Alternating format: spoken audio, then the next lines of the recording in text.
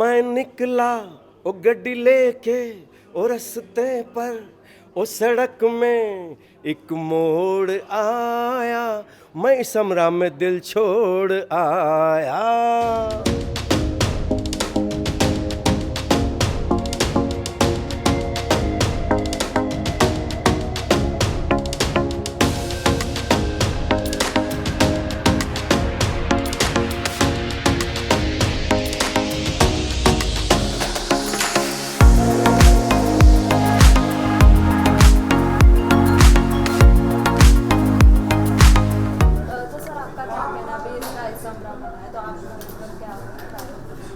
ये बहुत अच्छा काम हुआ है कि इसरा के साथ इसामरा, यानी अब इसामरा हो गया है आज से। सिंगर्स के साथ म्यूजिशियंस भी आ गए हैं, जो कि बहुत ही ज़रूरी था।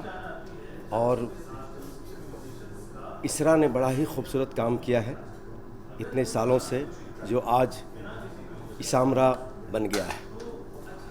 आने वाले कलाकारों के लिए, आर्टिस्ट के लिए, सबके लिए एक रास्ता, नया रास्ता खुल गया है। रॉयल्टी मिलेगी और खुश होकर लोग काम करेंगे, आर्टिस्ट, और मूड में रहेंगे। मेरी शुभकामनाएं। मैं निकला ओ गड्डी लेके ओ रस्ते पर ओ सड़क में एक मोड़ आया, मैं समरा में दिल छोड़ आया। इस चीज़ को कैसे देखते हैं? कई सारे सीनियर सिंगर्स का भी यही कहना है कि बहुत देर आए पर दुरुस्त आए। जो इस बार जिस तरीके से ग्रो कर रहा है, कहीं ना कहीं आगे आने वाले टैलेंट्स के लिए भी बहुत प्रॉफिटेबल मूवमेंट होगा ये। जी, इसमें ये बहुत लंबा सफ़र रहा है। एंड चलिए, अच्छी बात है कि इसका एक पॉजिटिव, सकारात्मक निष्कर्ष निकला है। इसमें बहुत लोगों ने बहुत योगदान दिया है। एक का नाम लेना सफिशिएंट नहीं होगा। बहुत समय से चलती आ रही है ये एक लोगों को जोड़ने की प्रक्रिया कह सकता हूँ मैं। और अब लोग जुड़ गए हैं। पहले थोड़ी सी एक दूरी थी म्यूज़िक कंपनीज़ में, गायकों में, म्यूजिशियन साजिंदों में, संगीतकारों में, गीतकारों में दूरी थी बहुत। लेकिन पिछले कुछ सालों में हम सब ने मिलके इस दूरी को ख़त्म कर दिया है लिटरली। आज सिंगर्स, म्यूज़िक कंपनीज़, संगीतकार, गायक, साजिंदे, वाद्य बजाने वाले, वादक, सभी एक साथ जुड़े हुए हैं।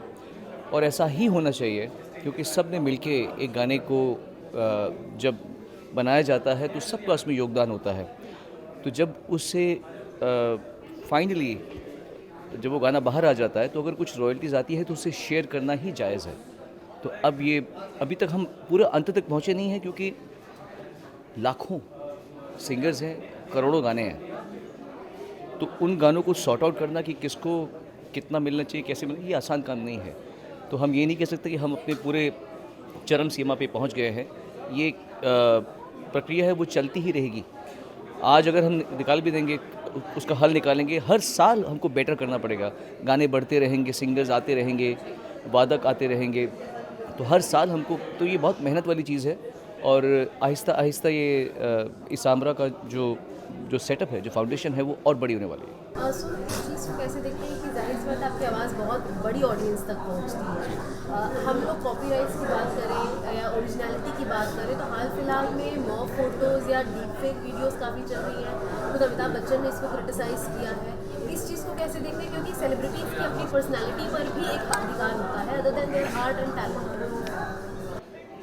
ये अब सबका अपना व्यक्तिगत मामला है, इसका एक जनरलाइज स्टेटमेंट नहीं दे सकते।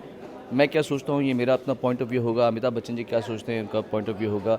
कोई चाहता है कि उसकी कॉपी की जाए, कोई चाहता है उसकी कॉपी नहीं की जाए, ऐसा अलग बात है। हमारा जो आज टॉपिक ऑफ डिस्कशन होना चाहिए, वो सिर्फ और केवल संगीत से रिलेटेड, गायकी से रिलेटेड, वादन से रिलेटेड और रॉयल्टी से रिलेटेड होना चाहिए। उस हिसाब से जिसने काम किया है, जिसने योगदान दिया है, उसको उसकी थोड़ा सा शेयर मिल जाए, यही हम चाहते हैं।